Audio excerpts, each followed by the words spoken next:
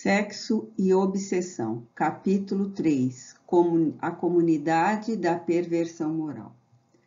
Embora não pudéssemos ver Mauro e o seu adversário que seguiam para a ignota região, o irmão Anacleto conduziu-nos com segurança para o perímetro fora da cidade, em vasta área pantanosa e sombria, que certamente conhecia e de onde recendiam odores pútridos e uma gritaria infrene enchia a noite, com blasfêmias, expressões chulas e sórdidas, gargalhadas estentóricas, movimentação agitada. O cuidadoso guia advertiu-nos que estávamos adentrando em uma comunidade totalmente dedicada à perversão sexual, dirigida por implacáveis sicários da humanidade,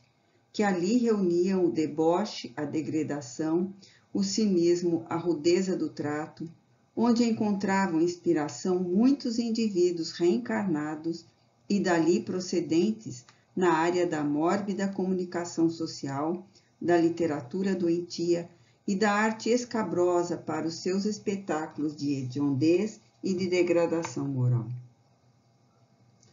Reduto imenso, criado pelas emanações morbíficas das próprias criaturas da Terra, que para lá seguiam por imantação magnética opcional, quando parcialmente desprendida pelo sono físico. Constituía um sorvedouro de paixões primárias, que no passado destruíram culturas e civilizações, qual está acontecendo no presente com grande parte da nossa sociedade. Quando irrompem o deboche e a insensatez, o desvario do sexo e dos compromissos morais nos grupamentos sociais, a ética, a cultura e a civilização tombam no desalinho, avançando para o descalabro e a servidão. Tem sido assim através dos tempos e, por enquanto, ainda parece que se demorará por algum tempo, até quando o ser humano se resolva por absorver os compromissos elevados e os deveres dignificadores da vida na pauta das suas existências. A consciência de si mesmo, a responsabilidade perante seu próximo e a mãe natureza nunca devem sair da linha da conduta humana, pois que nisso residem as aspirações máximas do espírito para a conquista da beleza e da plenitude. Torna-se-me muito difícil descrever o local e o ambiente de festiva degradação com as suas personagens participantes que, exaltados, formavam a grande massa deambulante e movimentada em todos os lados. A tonalidade avermelhada da iluminação, que fazia recordar os archotes fumegantes do passado, colocados em furnas sombrias para as clarear, produzia um aspecto terrificante no ambiente que esfervilhava de espíritos de ambos os lados da vida em infrene orgia de alucinados. Podia-se perceber que espíritos, vitimados por graves alterações e mutilações no perispírito, misturavam-se à malta desenfreada na exaltação do sexo e das suas mais sórdidas expressões. Figuras estranhas, com aspecto semelhante aos antigos seres mitológicos do panteão grego-romano, confundiam-se com muitos outros indivíduos extravagantes em complexa simbiose de vampirismo, carregando-se uns aos outros, acompanhando freneticamente um desfile de carros alegóricos, que faziam recordar os carnavais da terra, porém apresentando formatos de órgãos sexuais disformes e chocantes, exibindo cenas de terrível horror, espetáculos de grosseira manifestação da libido, nas quais se mesclavam apresentações de conúbios sexuais entre animais e seres humanos, deformados sob o aplauso descontrolado da massa desnorteada. Decorando os peculiares veículos, homens e mulheres se apresentavam com aspecto de cortesãos que ficaram célebres pela baixeza de caráter, exibindo-se de maneira servil e provocando galhofas de uns e desejos de outros em sua terrível mescla de animalidade soez. Aquele circo de hediondez apresentava em cada momento novos e agressivos quadros, enquanto se exibiam sessões de sexo grupal ao som de música estridente e desconcertante, que mais assolava os apetites insaciáveis dos comensais da loucura.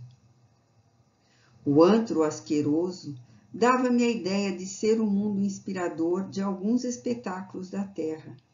que ainda não atingiram aquele nível de vileza, mas que dele se vêm aproximando, especialmente durante a apresentação de alguns dos turbulentos e torpes desfiles de carnaval. Sim, era naquela região que se inspiravam muitos multiplicadores de opinião, que ainda insistem na liberação total dos costumes vis, como se já não bastasse o sexo explícito e vulgar, a violência absurda, a agressividade sem limites, a luxúria desmedida, o cinismo odiento, o furto desbragado, o desrespeito a tudo quanto constitui a dignidade humana, descendo a níveis já insuportáveis.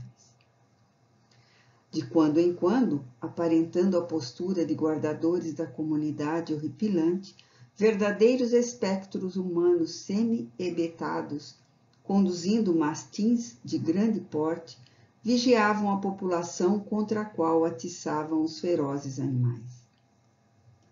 Telepaticamente, o nobre mentor advertiu-nos para que mantivéssemos cuidados especiais com o pensamento elevado ao supremo amor,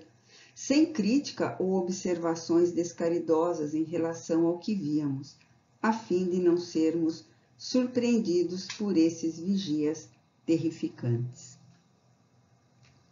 Num dos quadros dantescos, pudemos defrontar diversos espíritos reencarnados que seguiam jugulados aos seus algozes, presos a coleiras como se fossem felinos, esfaimados, babando ante o espetáculo que lhes aguçava os instintos grosseiros.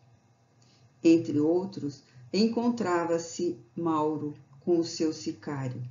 que dele escarnecia e o amedrontava,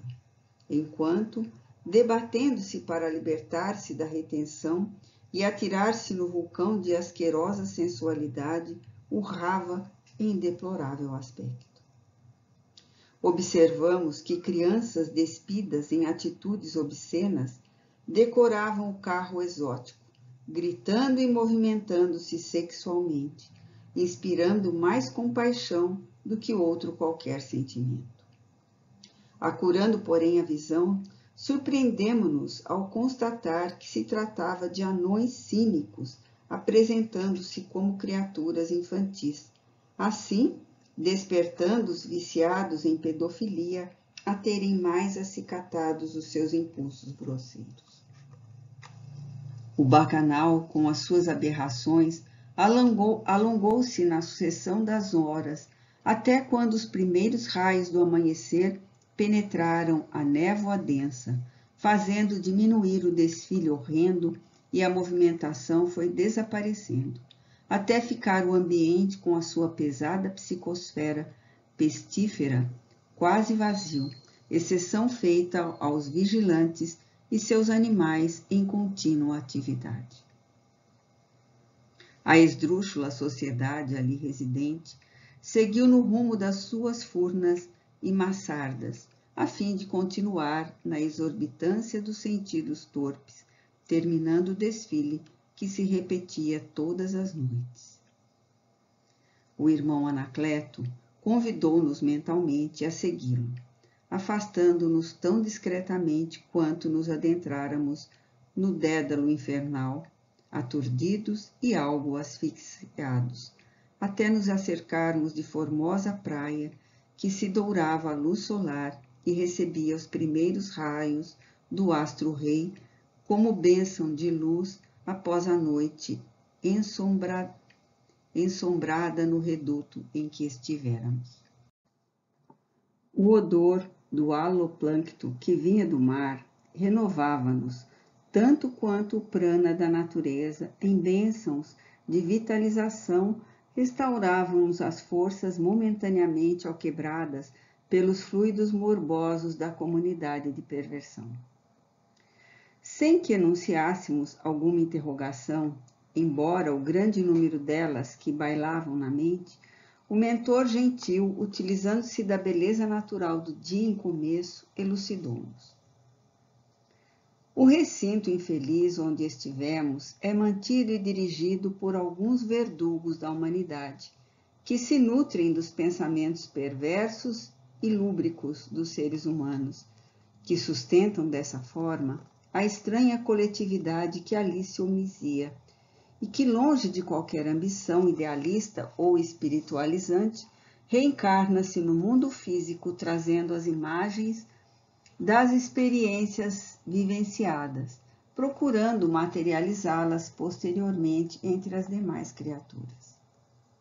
Muitos destes espíritos, ora no corpo físico, são encontrados no mundo físico realizando espetáculos chocantes, vivendo em verdadeiras tribos de promiscuidade primitiva, vestindo-se e assumindo posturas caricatas e ridículas de que se não conseguem libertar facilmente. Tornam-se, assim, representantes do curioso país espiritual de onde procedem e telementalizados pelos que lá ficaram, fazem-se verdadeiros propagandistas da orgia despudorada, tentando arrebanhar mais vítimas para a bacanal da extravagância. Após uma breve reflexão, deu prosseguimento. Não são poucos os indivíduos que sentem a atração para o mal, para o vício, para as tendências ancestrais e permanecem receosos, vivendo o claro escuro da decisão a tomar. Subitamente, porém, enveredam pelos escusos caminhos da morbidez e do escândalo, assumindo comportamentos que envilecem em atitude de desrespeito aos valores morais e sociais vigentes, logo se transformando em líderes e modelos singulares. Invariavelmente, são arrebanhados por esses representantes perversos que lhes influenciam a conduta, demonstrando-lhes a necessidade de serem assumidos exteriormente os conflitos e torpezas interiores, a fim de experienciarem a liberdade e o direito de viver conforme lhes apraz. Demonstram uma alegria que estão longe de possuir, um cinismo que, em verdade, é a máscara que esconde as aflições quase insuportáveis que os transtornam. Porém, insensatamente, vinculando-se a esses campeões do desequilíbrio, tombam-lhes nas redes bem urdidas do prazer, não conseguindo desvincular-se com facilidade. Somente através das dores excruciantes, das enfermidades dilaceradoras, das angústias morais que os assaltam, é que, encontrando orientação e compaixão, liberam-se das amarras fortes do mal que em predomínio. A grande maioria, porém, desencarna durante esse comportamento doentio e quase todos são arrastados para o sórdido campo de luxúria, sofrendo por decênios e mesmo séculos até o momento em que buscam a renovação e são socorridos por especialistas em libertação, que periodicamente visitam esses sítios de horror e de sofrimento irracional. Novamente silenciou e, tomado de imensa ternura, acompanhada de compaixão, deu prosseguimento. A mente é sempre a construtora da vida, oferecendo a energia com a qual são condensados os anseios e as necessidades de todas as criaturas. O sexo, por sua vez, porque carregado de sensações e de emoções, quando vilipendiado e exercido com ignorância das suas sagradas funções, transforma-se em geratriz de tormentos que dão curso a outros vícios e alucinações, empurrando as suas vítimas para as drogas, o álcool, o tabaco, a mentira, a traição, a infâmia e todo um séquito de misérias morais que entorpecem os sentimentos e obnubilam a razão. Enquanto não houver um programa educativo baseado nas nobres finalidades da existência humana, cujo objetivo essencial é o progresso intelecto-moral e não a utilização do corpo para o prazer e a leviandade, permanecerão equivocados os valores éticos, sendo utilizados pelo egoísmo para o gozo e a insensatez. Vive-se na terra da atualidade a exorbitância da lubricidade, da pornografia, da exibição das formas físicas direcionadas para o comércio, da lascívia e da exploração. A morte, porém, que a ninguém poupa, ao desvestir da carne os equivocados, abre-lhes a cortina da realidade, e todos se dão conta do alto significado da vida física e do respeito que merece dos aprendizes da evolução. Por enquanto, somente nos cabem as atitudes de compaixão e de solidariedade, de compreensão e de amor, porque os irmãos anestesiados pelo prazer, inconscientes do que lhes socorre, aguardam ajuda e orientação fraternal para despertarem para a verdadeira alegria de viver. Nesse empreendimento, incluímos também os companheiros desencarnados que com eles se encharcam de sensações doentias. Chegará o momento adequado e todos nós deveremos empenhar por apressá-lo, quando luzir o pensamento de Jesus nas consciências humanas, em que o homem e a mulher compreenderão que o sexo existe para fomentar a vida e procriar, amparado por emoções enobrecedoras do intercâmbio de energias revigorantes, e não para o banquete acelvajado do instinto e das sensações, desbordando em crimes e destruição da vida. Que possamos contribuir em favor desse momento, edificando-nos no bem e preservando-nos interiormente das ciladas do mal e das tentações perturbadoras. Calou-se o nobre amigo, deixando-nos a refletir. O dia luculiano estuava em festival de bênçãos, demonstrando a vitória da luz sobre a treva, infundindo-nos confiança e coragem para a luta.